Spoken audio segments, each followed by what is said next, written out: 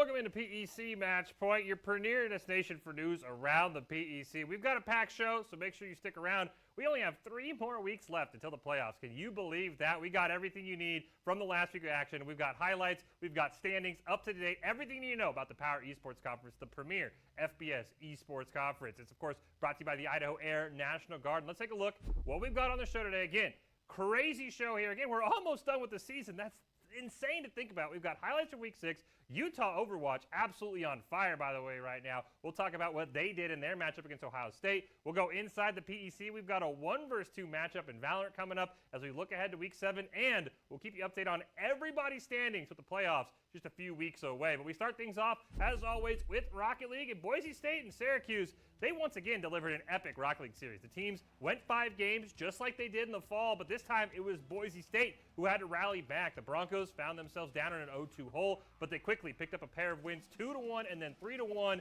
to force the Orange into a do-or-die Game 5 with a chance at a reverse sweep. After Boise had broken a 1-1 tie with just over 3 minutes left in Game 5, the Broncos looked to find the dagger in the final minute. For the double tap, sends it down. Kababy gets the save, but there is Preston going for another shot. Durtho follows through, not going to find it. Not going to find it, but a great offensive push out of the Broncos is going to buy time here, and a shot is just sent wide. Preston sending this one long, wasting so much time. Now less than a minute into the hands of Durtho. Looks to wait around. Is trying to get a demo onto it, just barely misses. Flip around one. Nano into an awkward position. Woozy with a shot, and in! 2-goal game! Great job by Boise State on that reverse sweep. Well, Ohio State and Utah, they got in on the 5-game action as well. They played their own 3-2 series. The squad split the first 4 games back and forth, but the Buckeyes, they left no doubt in the finale. They shut down Utah 4-0 in Game 5 to take the series. Dan Ward led the way with 3 goals in the final game. The Buckeyes, their offense was relentless all night. 64 shots on goal. Every player took at least 20 in the series.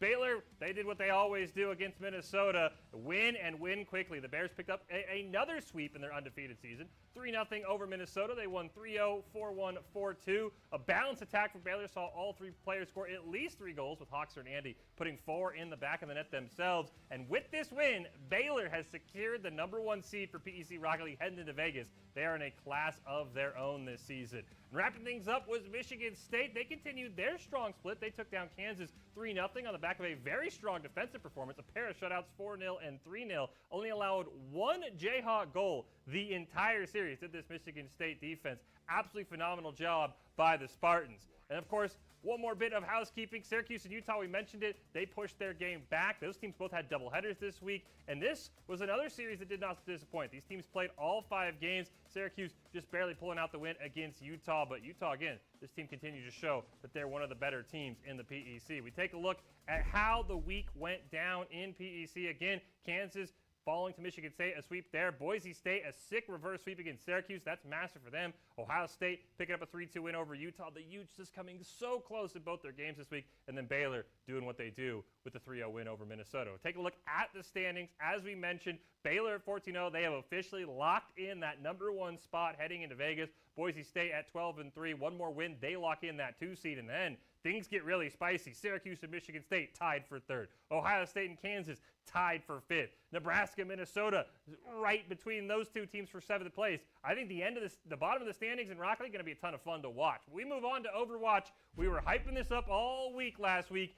Pair of top 4 showdowns with the new heroes on board, and Utah, they officially announced their arrival in the PEC. They had a heavyweight showdown with #1 Ohio State, and after the Buckeyes took Game 1, the Utes took over. Utah quickly put Ohio State on the back foot with a pair of wins. They pushed the series to 2-1, and on Flashpoint, we go to point 5, where Utah was looking to shut down any hopes of Ohio State having a comeback. Overtime, and Ohio State has to flush on point here, but they're in the way of Utah. BDK going to pop the ult, going to get red. There's the Kitsune Rush and the Orisa Ultimate. It is nigh unwinnable for Ohio State. And there goes the team wipe and the game and the match. Utah with a very strong hold right on that final flashpoint. Multiple Syracuse and Boise State, their top 4 showdown, they had also lived up to the hype. The Orange, of course, you remember, beat the Broncos in the fall. They took a 1-0 lead, but much like Utah, Boise State quickly took control of the series from there with back-to-back wins of their own. But unlike Ohio State and Utah, Boise State on Flashpoint left little room for doubt. They quickly jumped up 2-0 and looked to close out the series with a 3-1 victory of their own. But the capture is there, and we're in overtime. Boise State, if they can find this, it's the end, and Syracuse knows that, trying to jump in, looking for that opportunity. Lunar actually swapping to Wrecking Ball himself to look for that speedy spot, but he's gonna be taken down. That is, whoa, Mac out, and that is an overtime done. The Broncos take the flashpoint, and that is their match point. Vengeance. Minnesota, they made quick work of the Bears. A 3-0 win, including a pair of shutouts, but it kind of sandwiched a really fun game, too, that went into overtime. The Gophers took that one 6-4. Very strong performance by bfeore and what's-his-name. They both dropped over 60 kills in the win for Minnesota. We take a look at the results because the top of Overwatch is getting really, really spicy. Boise State and Utah both picking up those 3-1 wins, winning 3 maps in a row. Minnesota, a 3-0 win of their own. Take a look at the standings, just how close things are at the top of Overwatch. We've got Boise State at 10-3, Utah at 10-3, Ohio State at 9-2, and then there's sort of a drop-off. Syracuse and Kansas, they're battling. Minnesota potentially can sneak up if things go their way, and then Baylor and Nebraska round things out. And let's take a look at just how close the top of the standings are here between Boise State, Utah, and Ohio State. We've got the Broncos in lead right now. We have to go to the 6th tiebreaker, by the way, to separate these teams. It's match win percentage, then match wins, and then match losses. We've got that all on the screen for you here. You see Boise State just edging out Utah, 72%, that 33-13 match record. And the Broncos, they've only got 1 game left. It's against Ohio State. We'll tell you more about that one coming up later in the show. Utah, they're on a bye this week, but they only have 1 game left of their own. They're taking on Nebraska. It's going to be tough for Utah to run down Boise State unless the Broncos lose. But watch out for Ohio State. They're in 3rd right now, but as you can tell, they've got 2 less games played. They've still got a full schedule the rest of the year, but they have the overall advantage, 79% on that map win record. So they maybe beat Boise State, beat Baylor, and beat Kansas. They can shoot right up to number 1, but it's going to be a lot of fun. These 2 teams down to the wire. Again, we're going to 6, maybe 7, maybe even 8 or 9 tiebreakers to determine who's going to be the number 1 seed. PEC Overwatch has been a ton of fun this season. Speaking of fun, though, let's move on to Valorant because Boise State and Syracuse, their fun didn't just stop at Overwatch. These 2 teams, we've been talking all year about how good the Syracuse team is. They've pushed some of the best teams in the PEC to the brink, and they did that here against Boise State, a 13-4 win to kick things off. But the Broncos quickly answered back, and they proved why they've been a top Valorant for so long. Boise State evened up that series 13-2 in Game 2. And after back-to-back blowouts, Game 3, though, it didn't disappoint us as the Broncos, it turned into a slugfest. They held a slim 12-10 lead and looked to close things out for their league-leading 14th victory. Need to go anywhere. He doesn't need to leave. He doesn't have gate crash, and he doesn't care. If they swing him, he'll be ready. He even has skies to trade. Smoke comes through, and they have no choice but to walk out. 17 seconds faster. Set up. Is he ready? Of course he is. Skies gets the second, and it's all on to 1. It's Maboogie, the last player towards heaven. The first kill, but time is not there, and the Broncos win a nail-biter. Utah, their Valorant team, they've been lurking. We've been keeping an eye on them. They've been in the top half of the standings, and they got a major chance at a victory against number 2 Ohio State. And the Utes, they jumped on the Buckeyes early. A swift 13-5 victory in Game 1, put themselves on match point. They limited the normally potent Buckeyes lineup. We've taken a look at their stats. Full negative KDs across the board. This is how good Utah has been. And in Game 2, things got a little tighter. The Utes held on to a narrow 12-10 lead with Ohio State on the verge of forcing overtime. Utah shut the door. Drift stalled out by Ashton's wall. He's going to spot him. Eventually falling back. We also have the convergent pass coming out. Waldy blinded. Isopetro, though, connects on the Tempest, but on stage is able to get 2. D1 finding bot. Now a 2v4 for Isopetro and Patience. Ashton reviving Tempest as well. Patience finds D1, but Ashton and on stage getting the final kills needed for Utah to take Corrode. Defending Valorant champs Michigan State, they got in the action as well. They had a nice 2-0 sweep over Kansas. They had a pair of 13-5 victories. It's their 10th win of the year at the PEC. They're chasing those teams above them. 4 Spartans post at least 33 kills in the win. All 5 of them had positive KD. Slouch led the way with a 2-0. Meanwhile, Bullseye, he had a team leading 26 kills for the Jayhawks, but unfortunately it wasn't enough to take down the defending champs. Baylor and Minnesota, they had a very back-and-forth 3-game series. The Bears end up picking up their 3rd win of the year. The Gophers, they start things off with an epic 15-13 win on game 1, but from there, Baylor found the rhythm, winning 13-7, and then ultimately joining the 13-10 party as they won game 3 by that score as well. Shout out to Leno, by the way. 73 kills for the Bears. That is a PEC high this week. We've been telling you, Baylor's got a lot of individually talented players, and it came out to show here today as the Bears picked up the win. We take a look at how Valorant played out again.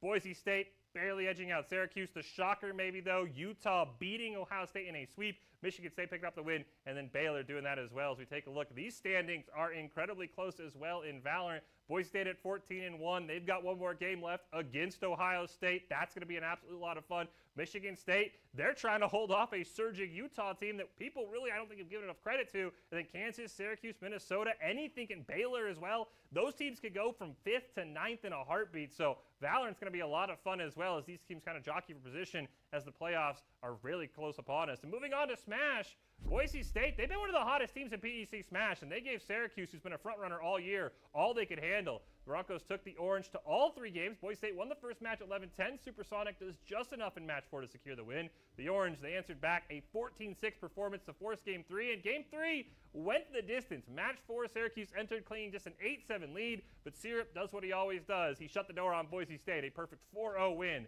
gave the series over to the orange. Minnesota picked up their 9th win of the year. They took down Baylor 2-0, but both games came down to the final match. The Gophers got a 4-2 win from Sriracha in game 1 to close out the game 13-8. And then in game 2, Doug Todd shut the door on any chance of Baylor coming back. He picked up a 4-1 win over Howard the Gasly to secure that series 14-8 and pick up the sweep. And Michigan State, they do what they always do. They continued their perfect season. Though the Jayhawks did make it interesting. The Spartans entered their final match of game 1 only 9-8 before Dice took down Postmortal to make it a win. And in game 2, Spartans ended things quickly. 3 straight match wins before taking the series 14-8. And they keep their perfect season and perfect match record intact. But it's getting a little scary. So again, we take a look back at what went down in week 6. Boise State, I think this Overwatch team's going to make, or not Overwatch, Smash team, excuse me, going to make a lot of noise here. Even though they couldn't get the job done against Syracuse, they've been one of the hotter teams in recent weeks. Michigan State, Minnesota, we know all about them. I think that's going to be an absolute massive showdown when those 2 teams play each other. We take a look at the standings here. Again, it's starting to become sort of a 3-team race. Michigan State at 12-0. They just need one more win to secure that number 1 seed. Nebraska's hanging around. Minnesota, Syracuse lost a little bit of ground, but they're still a top 4 team. But watch out for Boise State at 4-9. They have been making moves. 1-2 of their last 3, nearly had a 3-game winning streak if they'd taken down Syracuse. I think this is going to be a squad to watch as we go forward. That is going to do it as we look back on the league. Now, let's look ahead to what's coming up in the PEC. We've got a 1 versus 2 showdown. We're going to tell you everything that you need to know for when it comes to teams locking in those very, very precious number 1 seeds. We'll take a quick break here on PEC Match Point, but we'll be back as we look ahead to the next week. Scott Matlock, underrated recruit, has built himself into one of the best defensive players in the Mountain West. What would you do if you couldn't fail? Would you see every setback as a catalyst to keep going? This is the innovator's mindset, because innovation demands daring.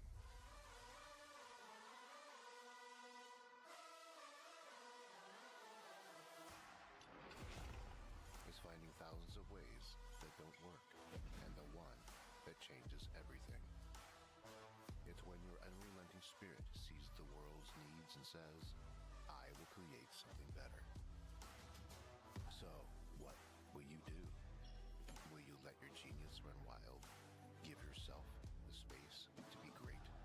Set your sights on something even bigger, because we know changing the world doesn't happen by chance. It comes out of the blue.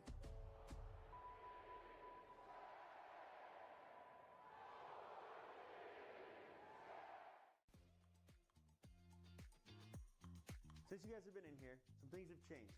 We've updated this place to be in its final form. New cabinets, new counters, all sorts of new stuff in here. This has turned into a place that wouldn't look out of place at an SEC or Big Ten football facility, and Dairy West has allowed us to have it here. We've taken a holistic approach to our player nutrition, and we're really thankful thankful that Jerry West has made sure that our fueling station is the best in college esports and really at industry standard for any college athletic department.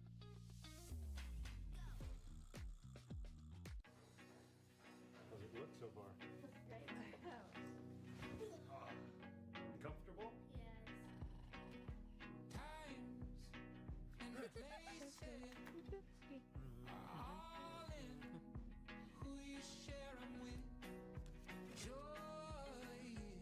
I got in. This is a great use of your home equity. My friends know me as Derek, but I'm also Master Sergeant Raxter.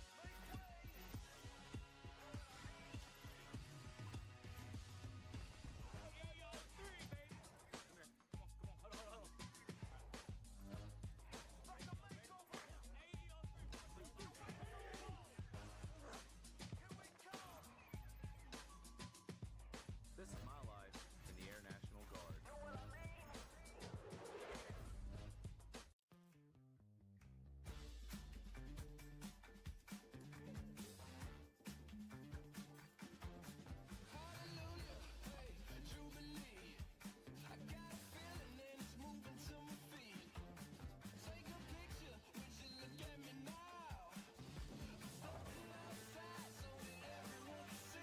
Now earn up to 4 times the rewards with the ICCU Premier Rewards Visa credit card. It's the credit card from the credit union you love.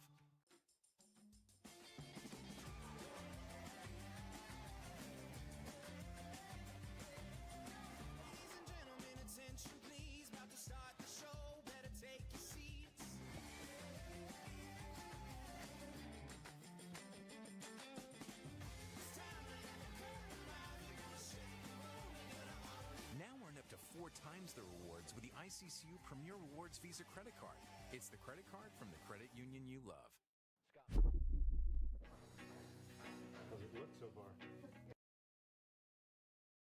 Into PEC Match Point. If you want more from the Power Esports Conference, make sure you head over to the official PEC website for everything you need. We've got power rankings, player profiles, predictions, analysis on the biggest matchups of the season. Make sure you stay informed, stay connected, and stay ahead with all things PEC. Head over to pec.leagueos.gg. Of course, PEC Match Point brought to you by the Idaho Air National Guard. It's time to look ahead to what's coming up for Week 7 of the PEC. We start with Rocket League, and as we mentioned earlier in the show, the top team, Baylor, they've already locked in their top spot at 14-0. The only thing left, they've got a date with perfection if they can finish off these last 2 teams, and we'll see what they can do. They've got a Syracuse team who they entered the week tied with Michigan State for 3rd place. If the Orange want to keep a chance at a 3rd seed alive, they have to do what nobody's been able to do all year, and that's take down this very powerful Baylor Bears Rocket League squad. Boise State, they have a chance to join Baylor if the Broncos can take down Ohio State. Which one more win for Boise State will clinch 2nd place in the PEC. Otherwise, a loss could mean that spot is up in the air. The Broncos, by the way,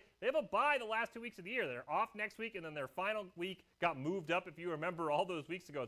It's crazy how fast time flies against Nebraska. So this is their final regular season game for Ohio State. The Buckeyes, they're just slimly ahead of Kansas for that 5th seed, and they need to keep any edge they can heading into the final week, so they would love a win here as well. Michigan State, they entered the week in 4th place, but one slip up from Syracuse could easily put them on the inside track for the 3rd seed. They take on a Kansas squad, as we mentioned. They're battling with Boise State. There's battles throughout. It's not just the top spots that are up for grabs, but 5th place, 3rd place, everything's on the line this week, and if Kansas can get the job done, this would be a massive upset. Both them and Ohio State looking to maybe take down a top team. And then Nebraska, Minnesota, they square up. They're both teams who are looking to end that regular season on the right note. The Gophers, their recent hot streak has hit an abrupt halt. They've lost their last 2. Of course, that was to Baylor and Boise State. Not a lot of teams can beat those. Well, the Cornhuskers, they've had an up and down year so far, but both teams, they've showed they compete with the top squads, and you get any momentum for either one of these squads going to the playoffs, that's going to be absolutely massive. Moving on to Overwatch, we took a look at how close the standings are, and this is the big one.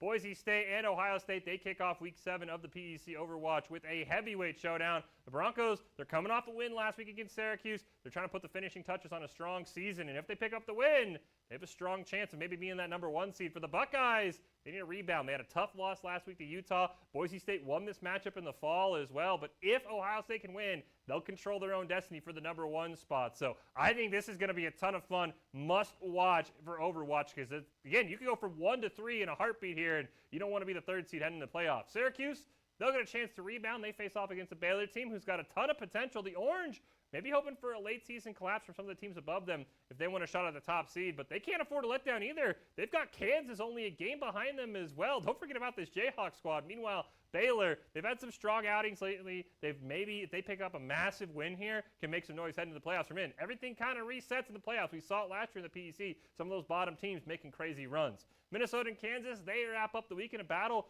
Could have some massive impacts on the lower half of the standings. If Minnesota gets this win, they have a chance to sneak past Kansas depending on what happens. Meanwhile, the Jayhawks, don't forget, this team was top of the league a few weeks into the fall. They faltered a little bit here, but a win here, a Syracuse loss potentially somewhere down the road, they could all of a sudden find themselves in a top 4 spot. Moving on into Valorant, another big one between Boise State and Ohio State. We talked about this, number 1 versus number 2. As Boise State can get a shot at their lone loss in the PEC as they take on Ohio State. Again, Ohio State beat them in an epic fall series 2-1. Dez with the pop-off clip of the year in overtime to secure the win. Boise State, speaking of wins, if they do that here, they will be guaranteed the top spot heading into the playoffs. Meanwhile, Ohio State, who they've fallen back down to earth. Remember, the Buckeyes were 10-0 at one point. They still can control their own destiny. They win here against Boise State. They finish out the season strong. If both those teams finish 14-2, Buckeyes have a slight advantage right now. Syracuse, their season of what-ifs continued as they took another top squad to 3 games, but this time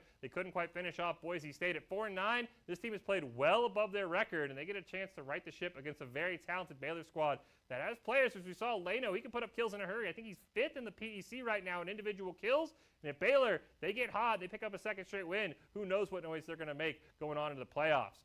Kansas and Minnesota, they square off. The Gophers, they had a tough series. They fell just short against Baylor last week, while the Jayhawks swept against Michigan State. And both these teams looking to just hold on to the standings. The Kansas, it's just a game ahead of Syracuse for that 5th spot, while Minnesota, a slim edge separates them and Baylor for that 7th spot. So this is must-win games for both teams. And then Michigan State and Nebraska, they wrap up week 10, or they wrap up the week of PEC Valorant with a Big Ten showdown, The Spartans, they're sandwiched between Ohio State and Utah and hope to capitalize on maybe a loss from the Buckeyes, shoot up into 2nd place. Remember, they're the defending champs. You do not want to count Michigan State out. They need to make sure they pick up a win against Nebraska that's been tough, and they probably need to do it as sweep. As we saw, those tiebreakers can come up to you in a hurry, so we'll have to see again. Nebraska, they've taken some of the best in the PEC deep into rounds, 13-10s, 13-11s, and they can make some noise here even with just a win. PEC Smash, it's going to wrap things up. We get a full slate of action. It doesn't happen very often with all 8 teams in action. As we start off with Syracuse taking on Baylor. The Orange nearly fell to Boise State last week before a clutch game 3 from Syrup to puncture that victory. Meanwhile, for the Bears, after playing number 3 Minnesota very, very close, they took both games into match 4 just before losing. They've shown signs of fighting the pass, and again, Syracuse maybe looks a little more vulnerable than we would have expected, and Baylor could easily capitalize. Michigan State and Nebraska, they square off. The Spartans need just one more win to eventually clinch that number 1 seed, and they cannot afford to look ahead as Nebraska, while they can't quite catch them in the standings, they're right there and maybe get a number 2 spot if they pick up the win. Of course, Michigan State has not lost a match all season long, so they've got double the pressure on them. We'll see if the Cornhuskers can maybe make a statement. Even if you take a game, that sort of opens the door for a world of possibilities. Boise State, as we said, they've looked maybe one of the best teams in Smash in recent weeks, not named Michigan State. A 2-game winning streak, nearly beat Syracuse, took them to all 3 games. They're trying to finish the season on a high note. They can still catch Kansas for that 5th spot, but if they want to do it, they need to win against Ohio State. That's very well rested. The Buckeyes coming off a bye. Minnesota and Kansas, they'll wrap up the week. The Gophers, they got a slight edge on Nebraska for that 2nd seed. With only those 2 losses, as long as they keep winning, they'll jump right past the Cornhuskers. And up next is Kansas. The Jayhawks, they've looked strong at times this year. They've beaten a lot of teams below them. Now they need to prove that they can beat the teams above them, especially because the Jayhawks need a win to keep searching Boise State behind them in the standings. I think this one is sneakily going to be a 3-game series, but I think Minnesota might get it done. But again, you want to make sure you check into that. Let's take a look at our matchups coming in to Week 7 of the PEC. Again, we've got a lot of fun. There's only 3 weeks left. Nebraska and Michigan State. This is a much-watched Smash game to kind of get a sense of how good the Spartans truly are. Minnesota taking on Kansas. In almost every single title, these teams are like neck and neck for 5th or 6th place, so there's a lot of implications there. Syracuse taking on Baylor. Of course, can Baylor Rocket League get the job done, move to 15-0? Syracuse has been tough all season. And then Boise State and Ohio State, Overwatch, Valorant, must-watch games. The Broncos and Buckeyes both have a shot at the number 1 seed in both of those respective titles, depending on how the outcome goes. But Week 7, It's shaping up to be an exciting week in the PEC, so make sure you join us next week. We'll get you caught up on all the action. We'll tell you what the playoffs are looking like. Again, only 3 weeks left in the regular season. Of course, make sure you head over to pec.leagueos.gg. It's everything you need to know for the Power Esports Conference. PEC Match Point, it's been brought to you by the Idaho Air National Guard. Good luck to all the teams, and we'll see everybody next week.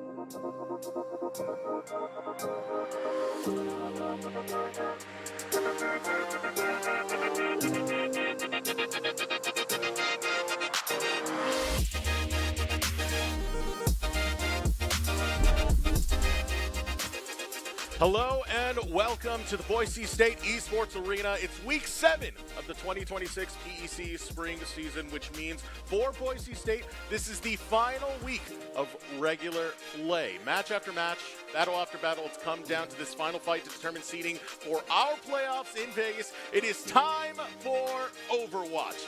Today, we have a super heavyweight showdown, 2 teams fighting at the top of the standings, the Boise State Broncos and the Ohio State Buckeyes. A battle with the weight to shake the entire league, and we get to witness it here today. For the Castanets, my name is Eric Deserox Beltran. I am joined by the man who, in the battle of Overwatch and Marvel Rivals, has said, why not both? It is Bryce Jensen, and Bryce coming in today. It's important to note that Ohio State have one more loss delivered to them by Utah. And that is a big deal because now the standings, it's kind of anyone's game who's going to take first place. Yeah, right now as it stands, we are 1 game away from determining the top 3. And that is something that anybody can look at the league and pretty much come to that same conclusion. Both Boise State University and Utah are both sitting at 10-3. Ohio State currently sitting at 9-2 right now after their loss to Utah. And honestly, I'm gonna come out and fully admit it. I was sleeping on Utah when they first came into the scene. I was totally sleeping on them, hitting the snooze button over and over again. Did not expect them to make the run that they did. But currently, as it stands, this game against the Ohio State will determine where they stand and potentially determine who's sitting and what spot in the top 3. A win against the Ohio State tonight means a 3-way tie for the first place spot, where a loss might just mean that only 2 will sit at the top. Now, before we get into the action today, we know how smart our Boise State Broncos are in Overwatch, but we want to put them to the test outside of the game. We put them to the test with a trivia, and we asked them a couple of questions to find out just how big that brain is. Hi, I'm Daydream. And I'm Lyric. And today we're answering random trivia questions from Clear to win this white monster. What does NASA stand for? National Association. Wait, you don't have to raise your hand? No, you just Oh. go. National Association of Space Expert. Oh, I don't know. National Aeronautical Space Administration? Yes. What is the oldest tennis tournament in the world? The Wimbledon. Yep. What is Beyonce's last name? I don't even know. She's just Beyonce. I have no idea. It's Knowles, or Knowles. Someone fact check me in the comments how to pronounce that. Which language has the highest number of native speakers? Chinese. Could you clarify a bit? Mandarin? Well, yeah. How do I not get that one? You can paper scissors it out. Yeah, rock, paper, scissors. You guys figure it out together. Crap. No! Alright, there you go. Okay. Hi, I'm Daydream. And I'm Lyric. And today we're answering random trivia questions from Clear to win this white monster. What does Nabbit? Mandarin? Oh, because they put it backwards. Yeah. How do I not get that one? You can paper scissors it out. Yeah, rock, paper, scissors. You guys figure it out together. Crap. They just skip back to it. No! Alright, there you go. Okay. Which play begins with the phrase, two households both alike in dignity? Romeo and Juliet. Who painted the Sistine Chapel? Michelangelo. Yep. What is a female sheep called? A ewe. What is it? It's an ewe. An E-W-E. It's not an ewe. Someone fact check me in the comments on the PlayStation. You said that right. Moving on to question 6-7. What is pencil lead made of? Graphite? Yes. Which country is famous for its policy of neutrality? Switzerland. Oh, that's a rock, paper, scissors. Yes. What is another name for the North Star? Polaris. Yep. Which animal appears on the California flag? The grizzly bear. Grizzly bear. I'm not going to ask that one. What is the scientific name for the Northern Lights? Aurora Borealis. Ooh. This is a quick. dogfight. Is it? What was the first Disney princess movie? Cinderella. Oh. Snow White. Yes. How many items are in a baker's dozen? 13. Yes. Who invented the telephone? Alexander Graham Bell. You can have it because you said We'll I do was it. gonna- We'll do okay. this. There you go. You won. Dang it! Let's go! I spoke too much. Congratulations, Daydream! GG's. What a ewe was. We'll have a little more of that peppered into tonight's broadcast. And if you enjoyed that content and want to see more, I got some great news for you. Just scan the QR code. Hi, that I'm we're pulling up. Daydream. And I'm Lyric. And today we're answering random trivia questions from Clear to win this white monster. What does NASA stand for? National Association. Wait, you don't have to raise your hand? No, you just Oh. go. National Association of On X and Instagram. Show the team your support and give us a follow. Now, let's get into the recap of what happened last week. Boise State versus Syracuse. Start off with the Syracuse win, only for the Broncos to bounce right back on the 3-1 victory, and kind of shows you can't underestimate Syracuse. Oh, 100%. We saw Syracuse completely take control of that first map, but afterwards, Broncos were able to wrestle it away from them. The Orange weren't quite able to stay on track, on pace. They built a wall, but unfortunately for them, it crumbled incredibly fast, especially with the efforts of players like Maxwell and Clear completely tearing through the front lines, of course with the help from the rest of their team. You got to hand it to Syracuse, though. They had some pretty standout players. I want to point out Mac, Azer, and Lunar, really great players all on their own. In fact, the entirety of Syracuse has a really good roster, always a blast to watch them play against. However, luckily for us, it was Boise State who ended up taking the day.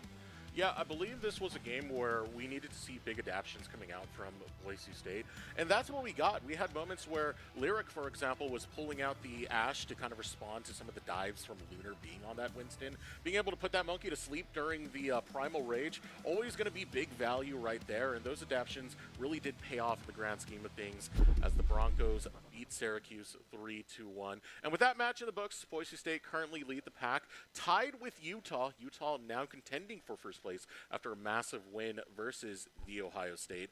Ohio State in third, still have a chance to push for first, but if they lose today, a 3-way tiebreaker might await us. And we actually do have a little bit of a graphic showing how down to the wire these matches have gotten.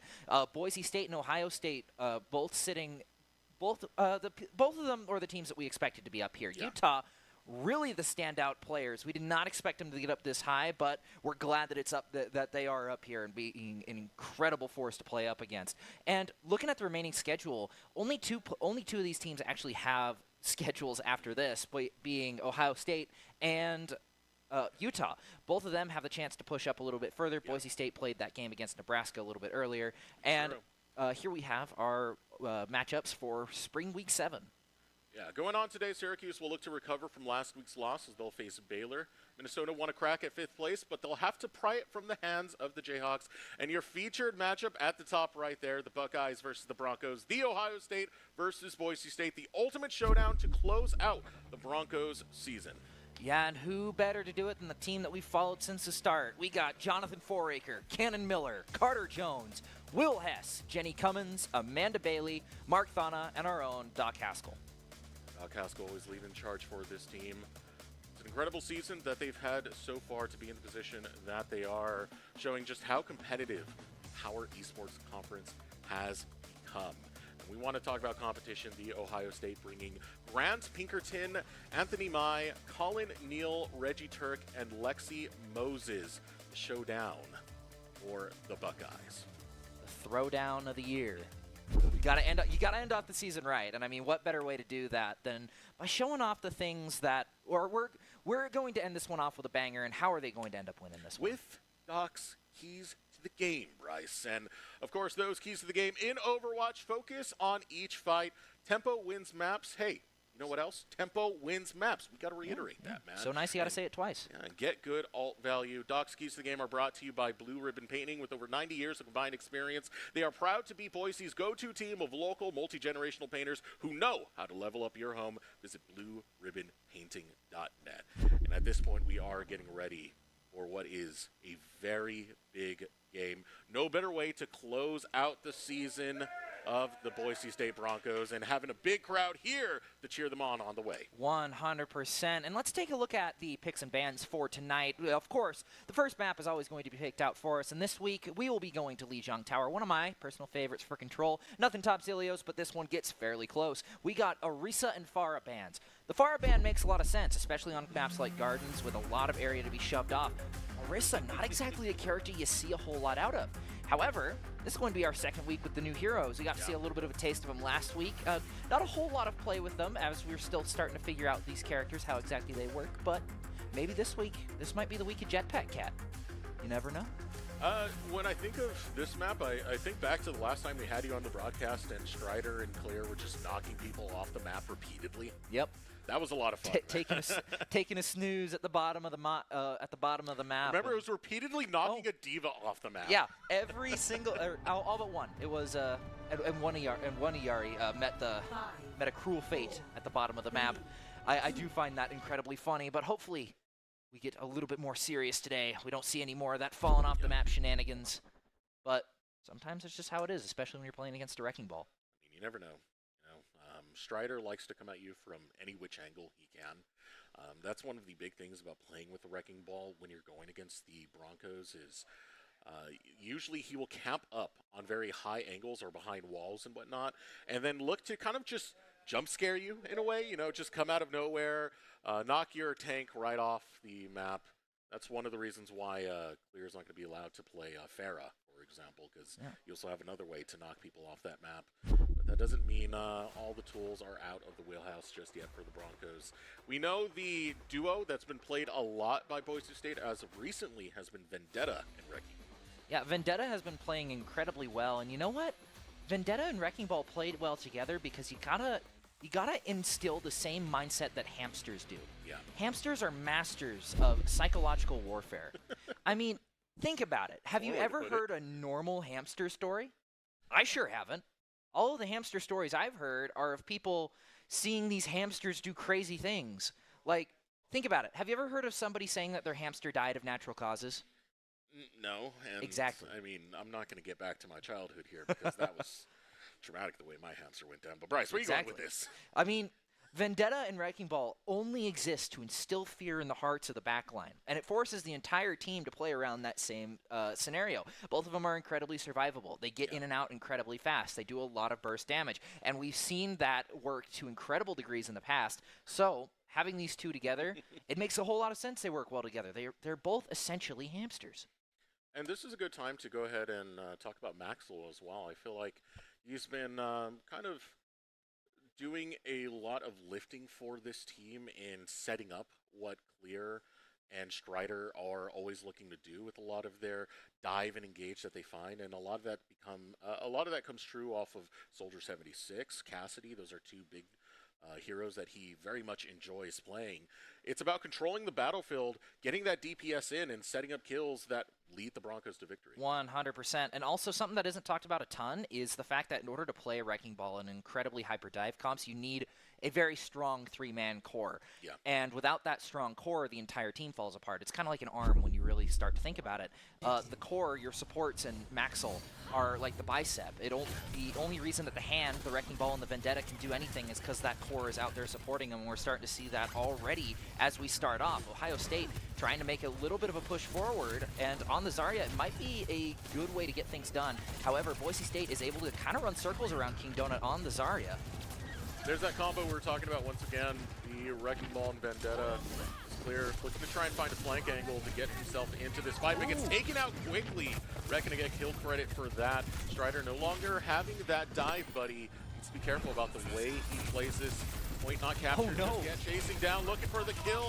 Will hunt for it, but will come up empty-handed. Hex takes out Mafia all the meanwhile. Yeah, however, that point does get flipped for Ohio State. That's early point percentage for them. That might just help them out. However, Boise State has their full team comp ready to go. Clear right back on the Vendetta. Maxwell actually swapping over to Amir, a character a lot of people thought was a little bit underwhelming on his launch. However, has proven to be a fairly stable character, all things considered. There's Strider with a few environmental kills to start us out. Points starting to go towards Boise State's side, and that is almost a team kill for Boise State to start out the map. Sure, Ohio State got 25%, but in the grand scheme of things, you got to get that thing to 100 to win. Minefield's going to be up and available for Strider, and in such a congested map where these choke points are very easy to kind of funnel in, it can be very big in stopping the Buckeyes from finding their way forward. You can see now going through that back entrance as they try and find their way onto the point. Maxwell, a lot of damage in on this Emery all the meanwhile. There's damage now coming through. Jumping in is going to be Strider. Minefield goes down. Strider gets killed to King Donut. Down a tank, as well as Mafia falling to Lyric. It's the Broncos fighting their way right through the Buckeyes. And like you were talking about a little bit earlier, we're playing on an incredibly congested map. These are the maps that the Broncos really like. You have the area that allows players like Strider and Clear to really get around and do whatever the heck they want, but then also you're forcing players to engage in choke points that really make use of the ultimates. Think of Minefield. I mean, it's pretty easy to just walk around to Minefield if you got the space, but when you got someone pile driving right on you, Maxwell's going to get found by IYum, but he's going down really soon after. Out comes the sound barrier from Rhett, but is it going to be enough to keep everyone alive, especially with King Donut already down incredibly low? Lyric's going to fall to Lau, but with that Kitsune Rush, it might just be enough to let Boise State really stand their own, as Vendetta does end up getting saved by it. However, I think it might just be a little bit too much for Boise State to overcome. Maxwell starting to use Emir's ultimate, trying to get something out of it, and it might find, nope, it's not going to quite find Mafia, as King Donut actually meets his maker at the bottom of the map. Maxwell's been so good with the override protocol, and now sound barrier coming up for Boise State. Going to buy a lot of time for the Broncos to work. Strider all over this map. I mean, it's a big circle on this capture point, so he loves going through it as he will just mow through Lau. Point held by the Broncos. I'm going to make it. I'm going to make it. I'm not gonna make it. He's like, I'll swift step to my DPS. Nothing could possibly go wrong as the DPS runs away. Oh man, that's really the risky run playing Kiriko. You try to run into save your DPS, but it sometimes just doesn't quite work out. I am going to get solo ulted. I don't think that's what Clear was planning to do, but it ended up working out. You got to get your one is what they end up saying, as Strider is going to find Mafia as well. And Clear getting loud once more. King Donut all by himself, no support to be found, and as a squishy Zarya, that's just going to be game. Boise State taking map 1 in a fairly convincing fashion. Yeah, that first round, not much response to come out from the Buckeyes. They had first touch go into their favor, but as we talked about, a lot of those choke points were handled beautifully by Boise State. They held down what they needed to see, even the Sundering Blade kill. I mean, oftentimes you're just looking to get something out of that Sundering Blade, because Vendetta already has so much, but it's so telegraphed. To be able to get a pick with it, it's super effective. Removing someone off the map, always going to enjoy that, and it's a great round 1. We'll see what the Broncos can do as they head into round 2. I've said it before, and I'll say it again. The Sundering Blade is a lot like Deadeye with Cassidy. It's not exactly an ult that you use specifically to get kills, but it zones so well because it has a clear, defined space that it needs to be used in, and it's also incredibly versatile in where you use it, and that's what allows Vendetta to really get those sneaky kills with it. Strider already going in hard to the entire team as Lau is going to be caught out in the open, completely taken away. Red trying to flex his movement on the Lucio. It's going to let him live for now, but the rest of his team is starting to fall. Hex taking out IM and Clear dipping Mafia on the 1v1. Can they continue the momentum as Zarya trying to get back? King Donut, unfortunately, his delivery was canceled. Wasn't quite able to get to the health pack in time. Yeah, he was right there next to the health pack, but Clear was quick on the assault. Finds the kill, and this sends the Buckeyes back to respawn. Ooh. Red falls. Red goes early. That is a significantly staggered death timer.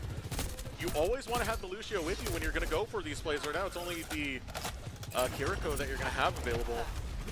With the Buckeyes pushed right into their respawn with no way to push forward, they're finally able to get Rhett back up and make their next attempt, but here comes Strider once again, popping into the air. Mafia looking to run away, critically low, gets bumped by Strider, all the meanwhile, who swings around, tries to go right after Lau. Lau in a bad way, getting shot up and peppered by Strider. Lyric will fall, so support for support situation going to get traded up. Strider's not done. Strider will keep up the pace, keep up the momentum, and the Broncos will hold the point.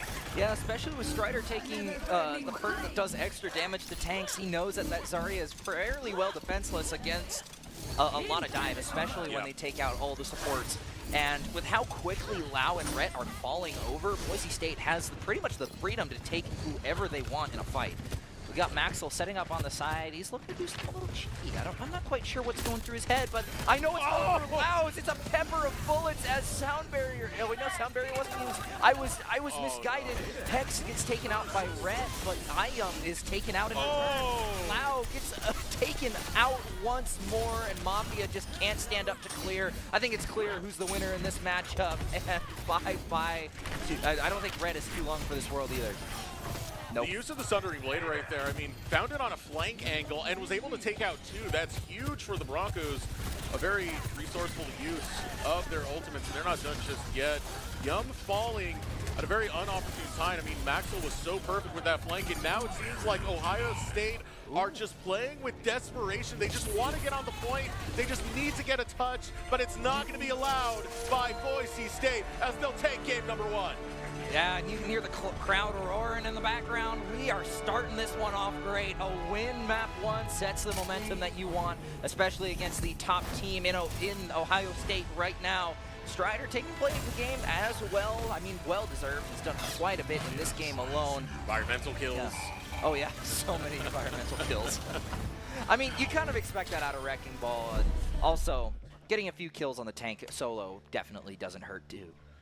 So what if you could pursue college or your dream career while serving your country and getting amazing benefits, the Idaho Air National Guard, just 1 week in a month, 8 months out of the year. You'll get tuition assistance, signing bonuses, healthcare, zero down home loans, and high-tech job training, all while keeping your civilian life, job, and goals right here in Idaho. Whether you're studying, working, or building your future, the Guard enhances it all while giving you leadership skills and lifelong connections. Are you ready to have it all? The Idaho Air National Guard is your pathway to education, career success, and purpose. And with that, we are going to throw over to another content piece while we got more trivia between our Overwatch squad.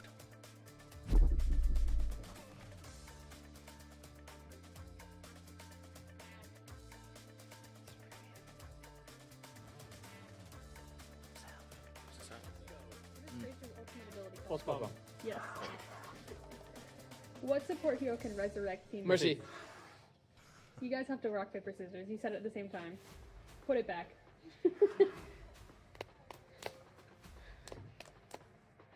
Oh!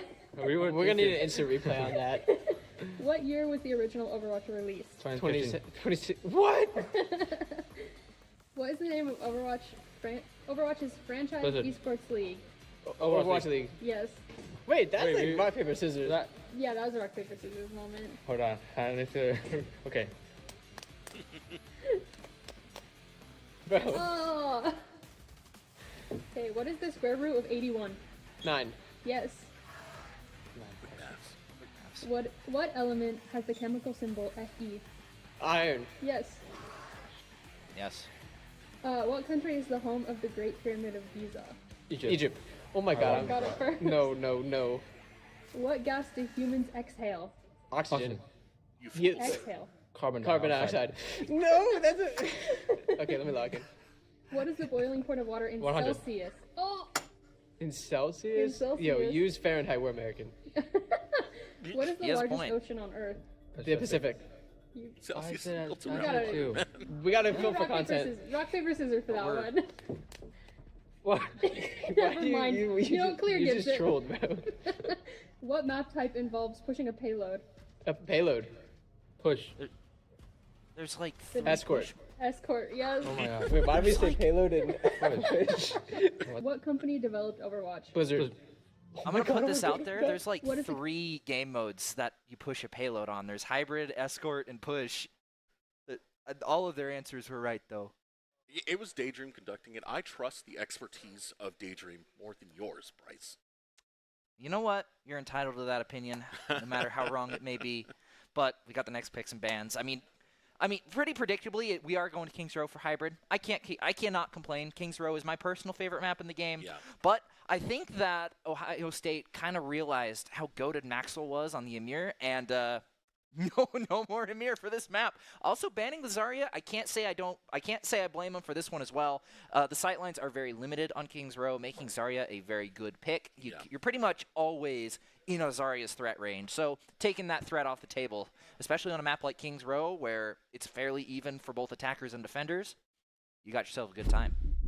I feel like the Broncos will have a good time. I mean, none of the key champions that we've been seeing throughout at least the spring season really got banned away there. And what I've been seeing a lot from Kings Row is when the Broncos like to take towards the skies, really maneuver over the top of buildings. Wrecking Ball's good at doing that. Vendetta's good at doing that. And what do you know? 2 champions that they've been having a lot of success on. Yeah, I mean, having that vertical mobility is something that not a lot of characters in this game can really say they have. I mean, take a look at Jetpack Cat. The new character has infinite mobility, especially around buildings. And also, a little surprised we haven't seen Jetpack Cat. That was a really big thing, especially in the pro scene, where the second Jetpack Cat really came onto the scene, everybody was taking a real interest in them, just because that character has such a versatile moveset. But you never know, we might see it in this one. I hope so, because, I mean, a lot of people don't like him. It's banned in almost every game. I got some information on that. So one of the reasons we haven't seen it as much, especially in more competitive 5v5 type environments, right, is usually you can focus it down. It's just like a matter if you have good aim or not. And I know Jenny's been giving a lot of respect to that. It's Daydream who's been giving a lot of respect to that. I asked Daydream a little bit earlier if we would see Jetpack Cat today, and she said probably Mountain West. So probably. I wouldn't doubt it. I mean, Mountain West has a lot of the cool ones. It has a lot of the fun games. You see a lot of characters that you don't normally get to see in the Mountain West, which is always a really good time. And from the looks of things, we are going to see a few characters I haven't seen in quite a while. I haven't seen a Wu Yang in quite a bit, but I guess it does work fairly well with the Wrecking Ball. However, I don't think we're going to be seeing Wu Yang with Wrecking Ball. I believe that Boise State is going to start this one out on defense. Unless I'm mistaken, which I could very easily be. You see right now as Boise State, they'll be on the offensive side of things. Widowmaker picked up for Maxwell. Most likely for the opening stages right here because you have that really high angle where you can go for a couple of pops. And yeah, instantly Maxwell switches back to Cassidy. Yeah, I mean, Widowmaker is just good on the first point of this map. Just take a few pot shots, catch somebody out in the open where they may not expect it. But I can see why the Orisa ban did come through. King Donut is a dabbler in the metal horse, but Lau and Mafia both getting taken down very low. Clear as well, but it's going to be a little bit too much for Clear. Maxwell trying to poke his head out, seeing what he can do. As you can see, Strider running around in the back line, waiting for his time to strike. The hamster strikes fear into the hearts of everybody as he's running around, and Lau is by himself. Luckily for him, Suzy was able to take him out. Yeah, good angle for Strider coming in on the flank. We'll be able to clean up the rest of this fight. Strider slams down and Yum goes to the dirt, chasing away the Buckeyes. The point now going to be captured for the Broncos as they'll begin escorting the payload. Yeah, but they gotta stay on. They gotta stay on the objective until they come in. And with an Orisa, it's fairly easy to get over there. But I guess I'm just going to take that point. I can't say I blame them. That's a good spot to hold, especially with an Orisa, somebody that is very hard to get off of an objective. You see the Wu Yang pick. I do like it, especially with this hyper dive comp. You can throw a little bit of delayed healing onto someone like Hector Strider and Mafia, just getting smacked in the face by the support of all players. I mean, one of the best things to have into a Tracer is going to be the Cassidy. And it's very clear to see why. The damage is good, and that stun comp does work. As now the Buckeyes getting chased away from that payload from every which direction.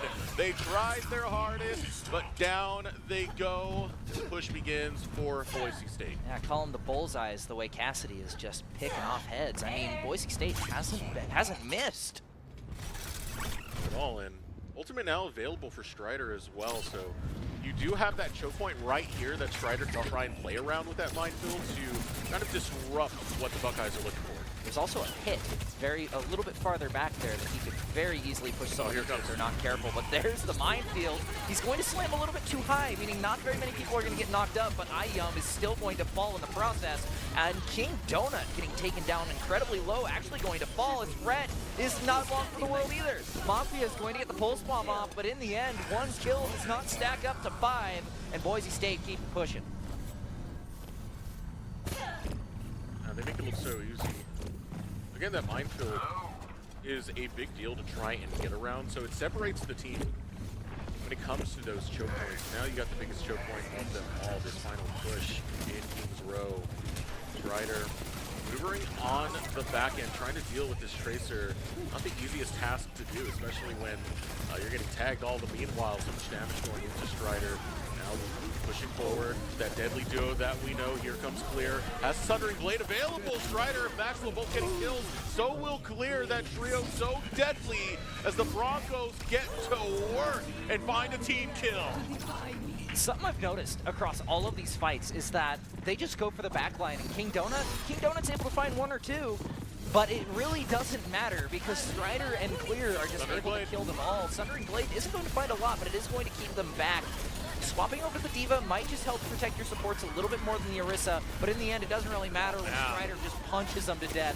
Clear with the sword also isn't getting anything through the D-Matrix, as Strider is going to continue to roll them over. 4 minutes remain as Boise State completely steamrolls the competition. That was something brutal coming out from the Broncos. The Buckeyes, they didn't even stand a chance. And to look back on the last time that we faced this team, this went to a series. This was a very close matchup between both of these squads. And right now, it feels like the Broncos just have the Buckeyes number. Yeah, and especially with a lot of their character picks. I mean, we see Mafia playing the Vendetta fairly frequently, just not being able to really stack up to Clear. Clear is very consistently winning the 1v1s with the other Vendetta, and that's really what's allowing them to keep that forward momentum going. I've talked with a few people about Vendetta. Vendetta is a very good character with a lot of burst damage. However, not a lot of survivability once everybody turns around to look at her. Sure, to 2 people, she is a monster who doesn't ever seem to die. However, to 5 people who can turn around and just completely burst her down, it makes it so you can easily get her number. She can't do a whole lot. And honestly, the inverse is also the same. Vendetta v Vendetta is always going to go to whoever strikes first, and with Clear, it's pretty crystal who's going to get that interaction. Broncos will be on defense for this time around. They were swift on their performance in that round number 1 of this game too. Buckeyes, a huge challenge now awaits them, and it's called Boise State. Countdown goes in. Here comes the next round. Maxwell flexing onto the Freya. I can't say I don't like it. That is a good pick into this one, just having all this high ground to work with. Not to mention one of the highest mobility characters in the game to run it on. The D.Va out of King Donut I also like, having a little bit more of that forward momentum, but if you're not going to peel for your supports, it does not really matter. Yum also taking tons of damage in the process. Strider just able to walk all over him. Like, you call these guys a doormat the way they're getting stepped on, as King Donut's going to fall right after. Yeah, and that was swift coming out from the Broncos. The flanking play onto the support. Lau left all by their lonesome. What are you supposed to do? No one's there to peel back for you. So that's your heals gone. You're cut from your support line, and everything just falls apart after for the Buckeyes. We're looking to take another angle into this. They take the far side. Lyric doing some work for those long pot shots to come in from the Broncos. But here comes Clear looking to separate the rest of the squad. D.Va now following through from King Donut, but that's getting lower and lower by the second. Clear still looking to play up. The team now separated, and Strider, seizing the opportunity, will push away those supports and take down Yum in the process. Now going after Red. Red runs critically low, has to run out of the fight completely, and now separated. Looking for a vendetta of their own. Mafia looking to run it right through. Health back is down. Strider has to play carefully. King Donut's able to grab one onto Maxwell. Mafia gets the other. It's a 5-kill streak now found by Strider, but the Broncos starting to fall. Retreat called by Boise State. Retreat called, but with Minefield on the table, there's still an option for a retake, especially with Strider still alive. 2 ticks have been found. 2 minutes 13 left on the clock still. Strider gonna elect not to do it. He's saving that Minefield for another day. I can't say I blame him. Taking that 1v5 is not exactly the best scenario, especially when you are a massive rolling target. However, I want to point out Boise State, they have quite a few ultimates to work with. Nobody had to use any ultimates over those past few fights, so we might just see ourselves an ult dump for this next one. Here we go now, setting up for the next potential fight as the payload getting pushed closer and closer. A lot of people take the high ground on the Buckeye side. They're grabbing that health back, fresh and ready for the next battle that awaits him. Same thing with the Broncos right now, as they're able to isolate Rhett too far forward for support, and he will pay for it as Clear jumps into the face of the Buckeyes. Now backing off Minefield place makes it hard to continue pushing that payload. So many ults to use. In fact, almost every single one, it will be available. Clear is the only one who's really close but doesn't quite have it yet. Strider just kind of hanging around.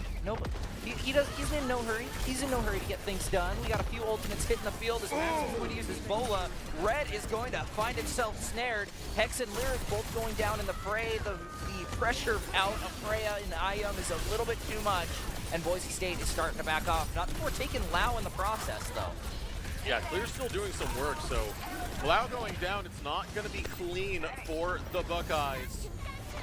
Boise State now looking to regroup into their next situation. An interesting ultimate out of King Donut there, trying to use a self-destruct to get his mech back a little faster. I can understand the play with the fight happening so soon after, but usually you use that fight in the middle of a team fight, so that way you can use your stuff a little bit afterwards. Red able to get the poop on Strider, make sure he can't do a whole lot, but out comes the sound barrier and Kitsune Rush. Both the portals used. Nobody on the point to push. They are looking to push Boise State all the way back, but they're losing people hand over fist. Red is going to find one, not before going down himself, and they all have to back out. Ohio State making no progress out of a push except for a few kills. Yeah, I don't know what was going on for Ohio State there. They kind of got over-ambitious, but you still need to push the payload, man, and that wasn't the case. Sundering Blade available for clear as he eyes up his next attack, backing up Strider, needs a health pack, trying to get away from this D.Va. Clear now following through, will back up, get some mobility going, create some distance. Clear's in a bad way currently, still coming around that corner, looking to turn things around. Lyric fixed by looking for more support. The Broncos march forward, and they take heads as the Buckeyes fall one by one. The defense is made by Boise State.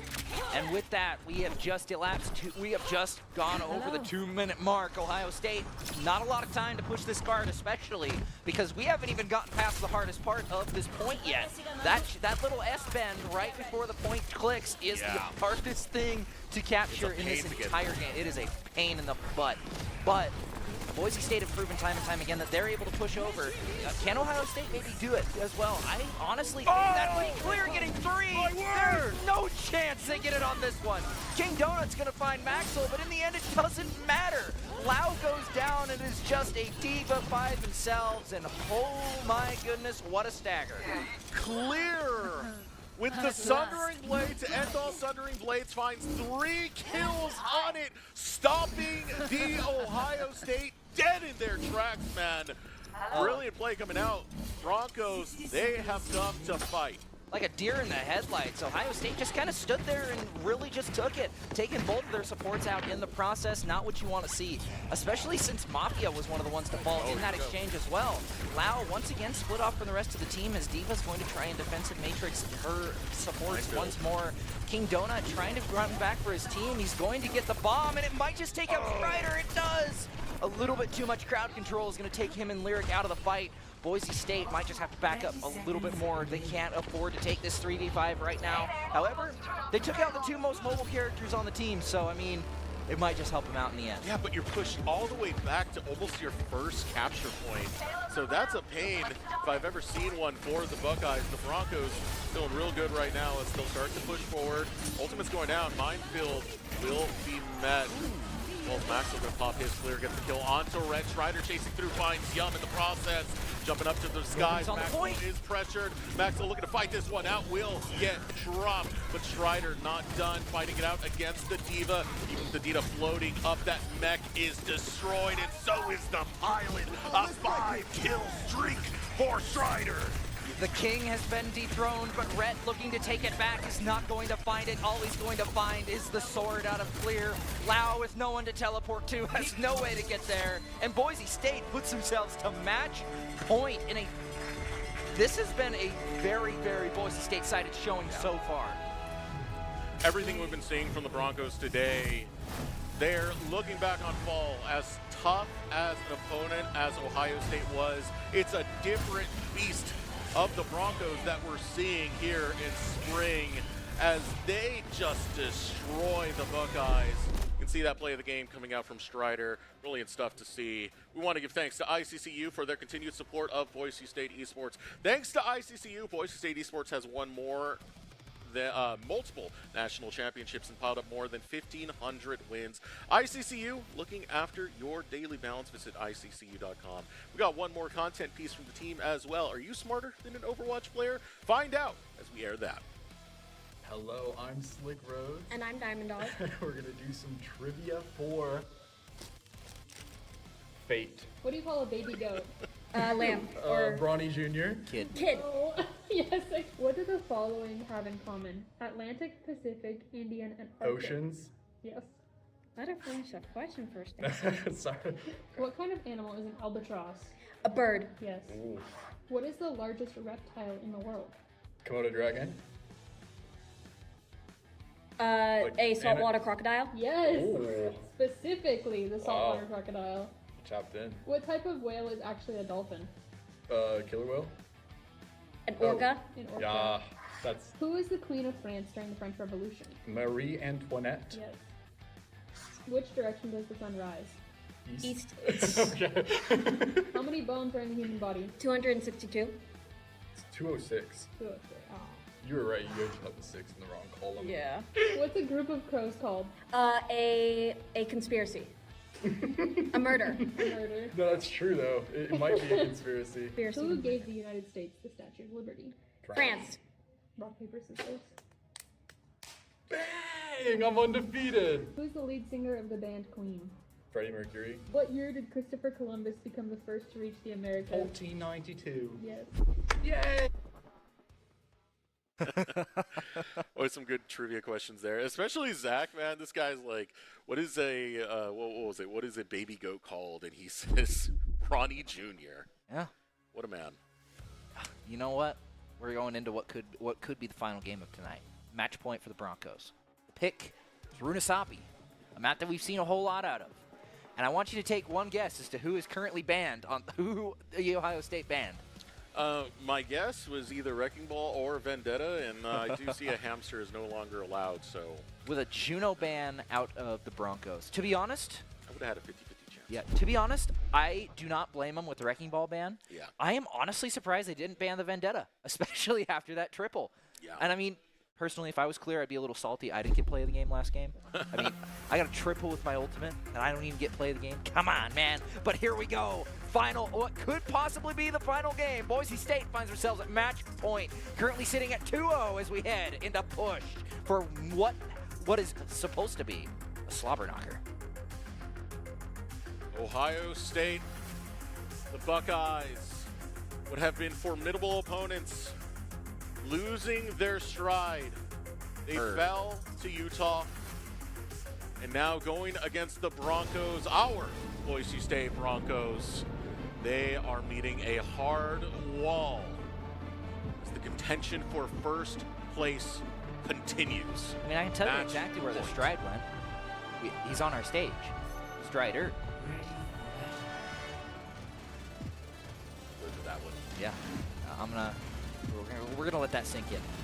Even if you take away the Wrecking Ball, there's still other tanks that Strider is very, very confident in. Zarya was banned last map, could be available this one. Yeah. That's another one that Strider can definitely go for.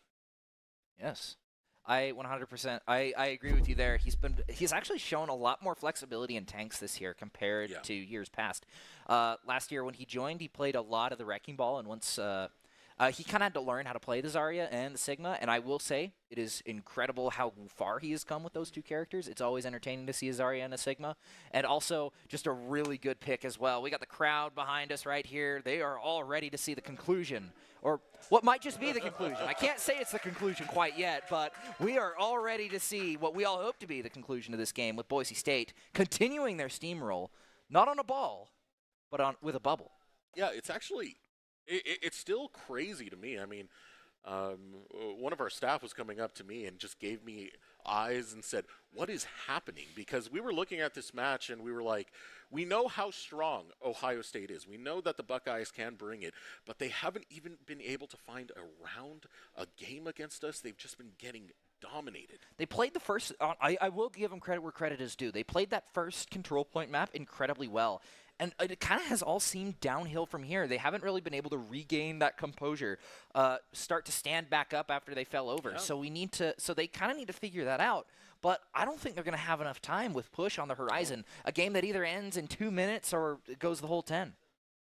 I mean, it's very curious to see what is going to change out of the Buckeyes to try and take this new series.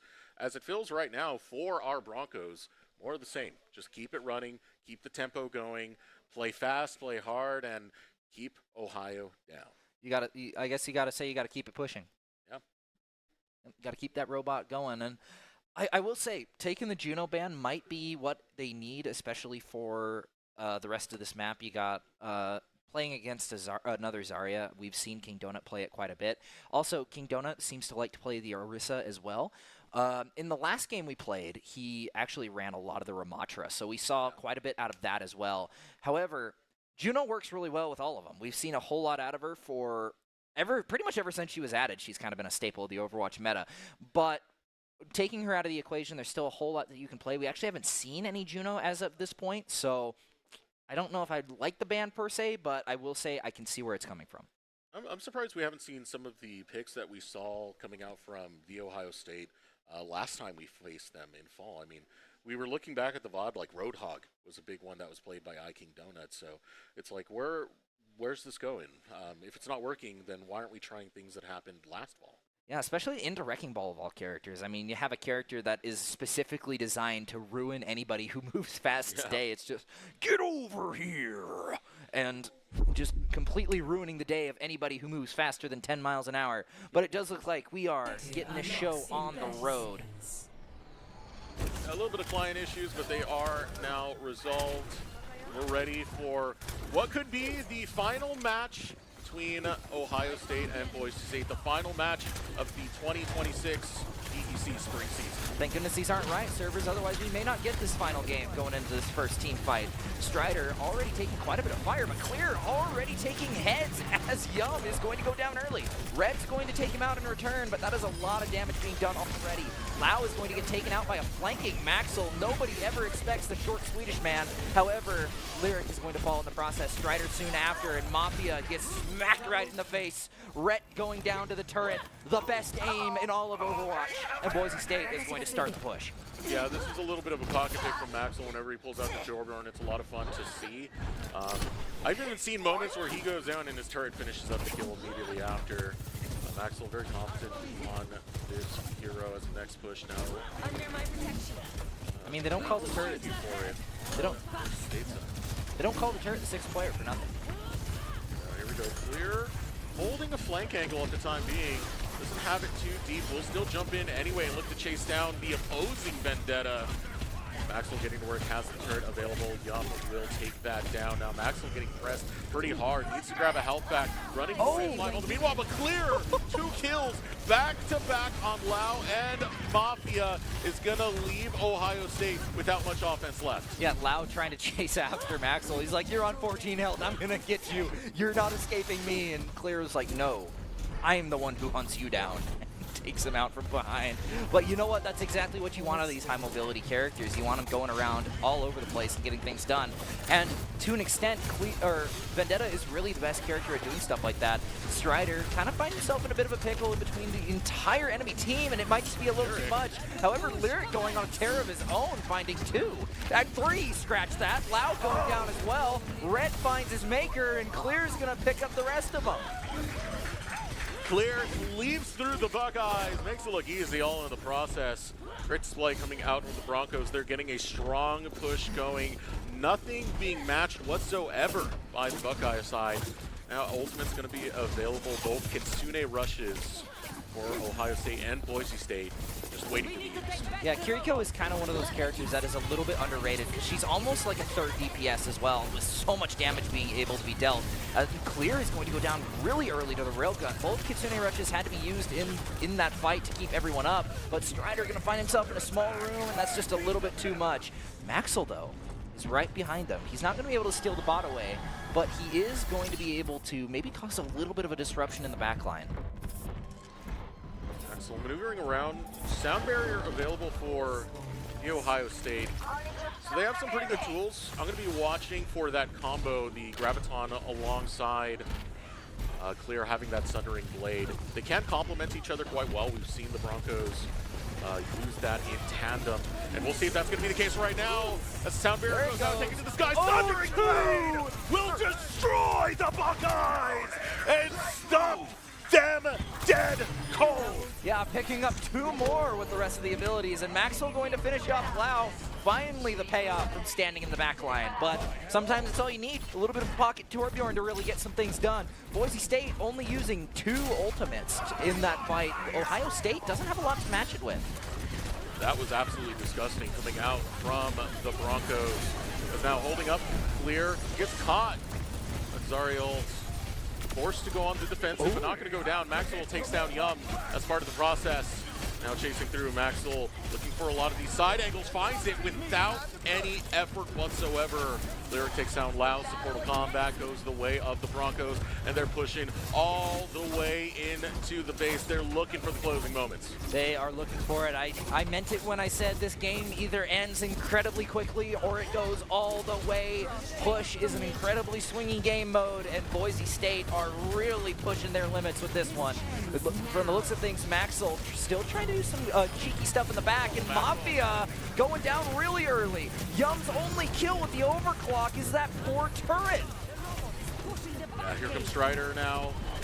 Can play off of Clear really well, and you can see how that works out. Rhett gets chopped by Clear.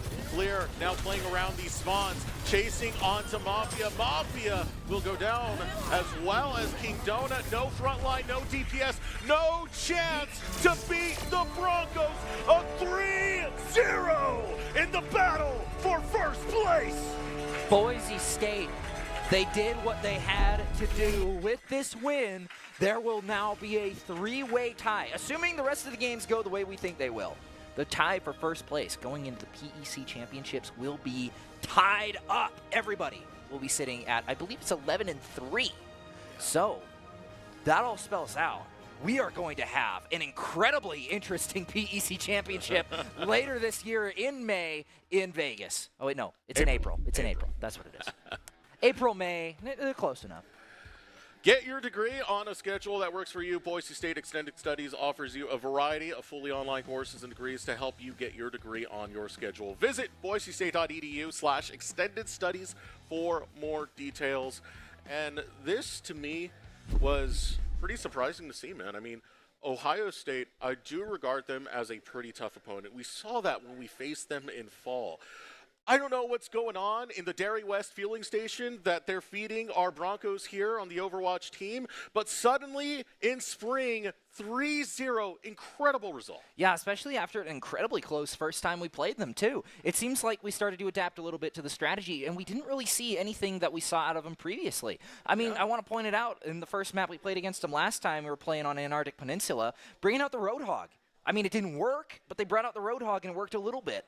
And I found it really surprising that they made the decisions they did and how our Broncos were just able to completely and utterly roll them over for this matchup tonight.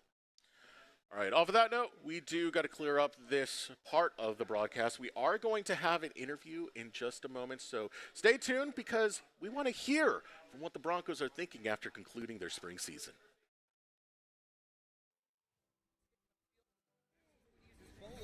Red is going to find itself snared. Hex and Lyric both going down in the fray. The pressure out Freya and Iam is a little bit too much, and Boise State is starting to back off. Not before taking Lau in the process. Capture point.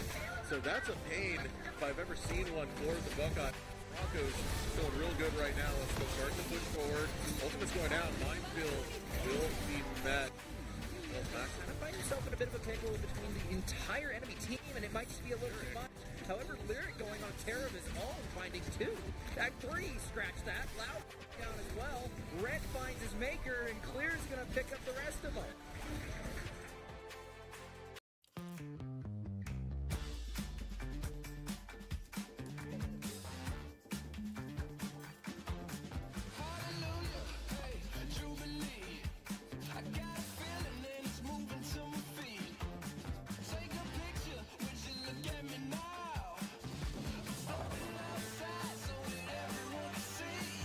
Up to 4 times the rewards with the ICCU Premier Rewards Visa credit card. It's the credit card from the credit union you love. This is our new home. Mission control, engine locked. I'll call you after. I'll be right next to you.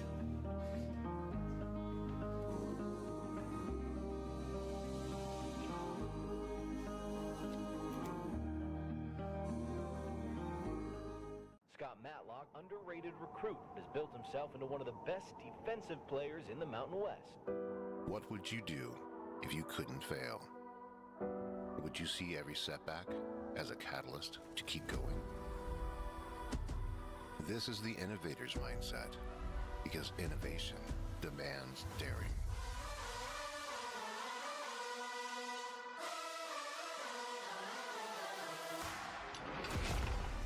finding thousands of ways that don't work, and the one that changes everything. It's when your unrelenting spirit sees the world's needs and says, I will create something better. So, what will you do? Will you let your genius run wild? Give yourself the space to be great? Set your sights on something even bigger, because we know changing the world doesn't happen by chance. It comes out of the blue.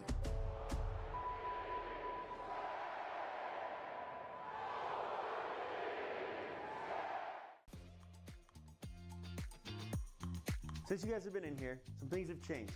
We've updated this place to be in its final form. New cabinets, new counters, all sorts of new stuff in here. This has turned into a place that wouldn't look out of place at an SEC or Big Ten football facility, and Dairy West has allowed us to have it here.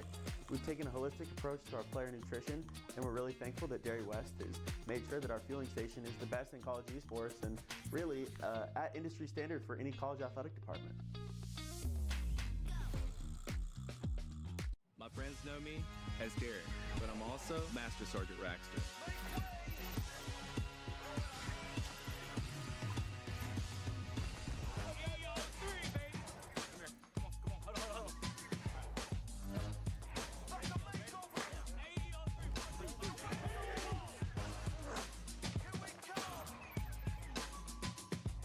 This is my life in the Air National Guard.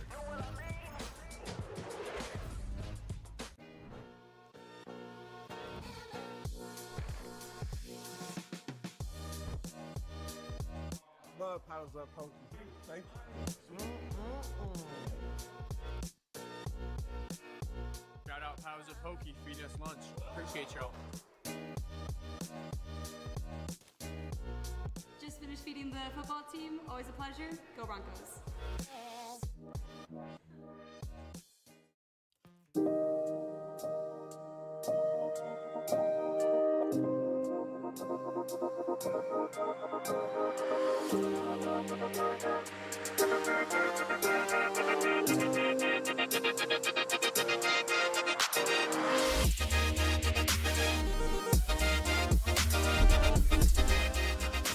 Welcome back, everyone, to the Boise State Esports Arena. We came into this week expecting a slobber knocker, a showdown of heavyweight titans, and we're leaving with a 3-0 dominating victory from the Broncos. My name is Eric Desworks-Lutteron. I am joined by the victorious Clear, who has just swept the floor with the Ohio State. How you feeling after that one, man? I don't think I could feel much better after a match like that. Like you said, I think we went into this thinking it was going to be a pretty tough match. I mean, there's no knocking on Ohio State at all. We've seen that they can take it to Syracuse, they can take it to Utah, so we were definitely expecting a really close match. I want to say it's because we played really, really well today. I think we had really good synergy communication, and I think our results kind of showed that when we play like that, we're a really tough team to beat. Yeah. I want to know some of your expectations coming into this match. When we look back on fall, you guys went 5 games the first time you met, you guys coming out victorious. But then at the tail end of this season, I know Ohio State, they fell to Utah, then they face you, and you get a dominating win. So give me a little bit of expectations versus reality. I definitely thought it would be a lot more difficult than it was today. And like I said, that's more just I think we played really well. I'm not trying to diss on Ohio State at all. Like I said, Lau is a great player. I thought he would be a good leader in this match. But ultimately, we kind of just balled out. I don't know what else to say. We 3-0'd. We looked really clean. My Vendetta felt really good. You know, I think I'm really good at Vendetta, and I think I showed that today. So nice little moment for me, I guess. So now this has set you in a position where there is going to be a big tie for first place. We'll settle the tiebreakers a little bit later, but now we're in the postseason. So mid-April, we'll be going to Vegas. That's where the big playoffs will be. How are you feeling knowing that you're going to be playing on the big stage in Vegas? I'm really excited. I really want to defend our championship that we had last year at the PEC in Vegas. And I think if we play like we did today, we'll be able to do that. So really looking forward to going to Las Vegas with the boys. We're going to talk about it in a second, but this is my last semester, so, you know, obviously want to end it off on a pretty big high note, want to win the PEC, want to win the Mountain West, so we're working hard to make sure we can do that. I'm glad you alluded to that because, as you said, it's your last semester, so it's the last time that we're going to have you on this interview desk for Boise State. After this, you're graduating, man. So I want you to reflect a little bit. Tell me how the journey has been playing for Boise State University. Definitely bittersweet. Definitely felt a lot faster than 4 years, I would say. I think I've had a really awesome experience here. I've sort of switched around from tank to DPS, back to tank, back to DPS, all over the place. But I've enjoyed every bit of it, traveling with the team, competing here. I love Boise as a city in general. I love Boise State University. So really proud that my legacy will be as a Bronco for all 4 years. I think that's something that a lot of people here can be really proud of, that they stay for the 4 years, they graduate. I think that's a really amazing experience that Doc and the rest of the staff give us. And what about your time with your current team? You know, this is the last time you're going to be with them. This is the last iteration of the Broncos you'll be a part of. How's it been playing with all the boys, Strider, Maxwell, Hex? Yeah, Rick? I've known Maxwell for like 6 or 7 years, so I think knowing him for that long, it definitely makes it bittersweet. Like I said earlier, graduating with him, been playing with Carter, Lyric for a while. Him and I came in at the same time. And then in terms of the new kids on the block, Strider and Hex, obviously they're great players, and I hope they can continue on the legacy that we've set here once we graduate. So once you do graduate, I want to know, what's the future look like for Clear? I'm not too sure myself, but I definitely want to stay involved in esports as much as possible. I'm not 100% sure how that would be, whether it be as a pro player if I get a good opportunity, whether it be as sort of a coach guiding people, maybe it's at a university. I have no idea. We're going to see pretty soon, but regardless of whatever's next for me, I think if I put my 100% into something, I'm going to be very good at it, so I'm confident in myself. It definitely does show, man. And it's been a pleasure to be able to cast your games here in the Boise State Esports Arena. And I want to wish you the best of luck in the future, and of course the immediate future with Vegas coming mid-April. But at the end of this, we are going to wrap up this interview now. So I want to thank you so much for joining me. Thank you very much. And thank you all for joining us here on the broadcast. It's the end of spring for PEC 2026. It's been a good time, and we'll see you all in Vegas.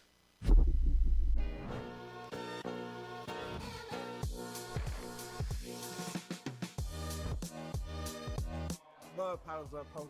Thank you. Shout out Powers of Pokey feeding us lunch. Appreciate y'all. Just finished feeding the football team. Always a pleasure. Go Broncos.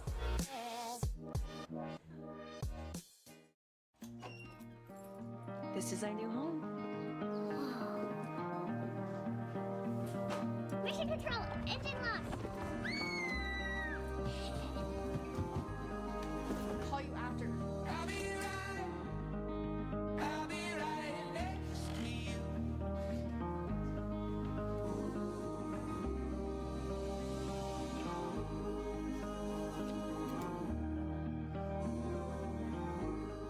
Scott Matlock, underrated recruit, has built himself into one of the best defensive players in the Mountain West. What would you do if you couldn't fail? Would you see every setback as a catalyst to keep going? This is the innovator's mindset, because innovation demands daring.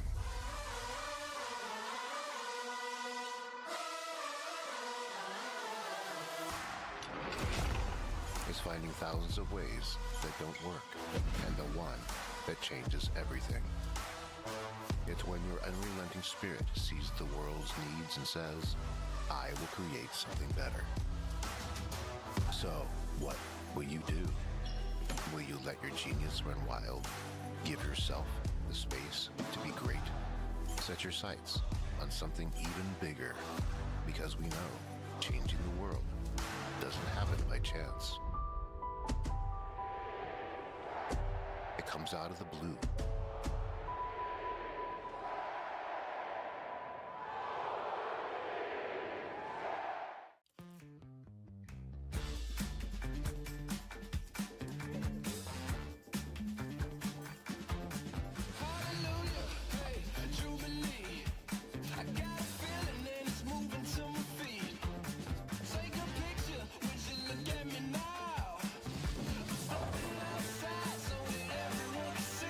Now earn up to 4 times the rewards with the ICCU Premier Rewards Visa credit card. It's the credit card from the credit union you love. Since you guys have been in here, some things have changed. We've updated this place to be in its final form. New cabinets, new counters, all sorts of new stuff in here. This has turned into a place that wouldn't look out of place at an SEC or Big Ten football facility, and Dairy West has allowed us to have it here. We've taken a holistic approach to our player nutrition, and we're really thankful that Dairy West has made sure that our fueling station is the best in college esports and really at industry standard for any college athletic department. My friends know me as Derek, but I'm also Master Sergeant Raxter.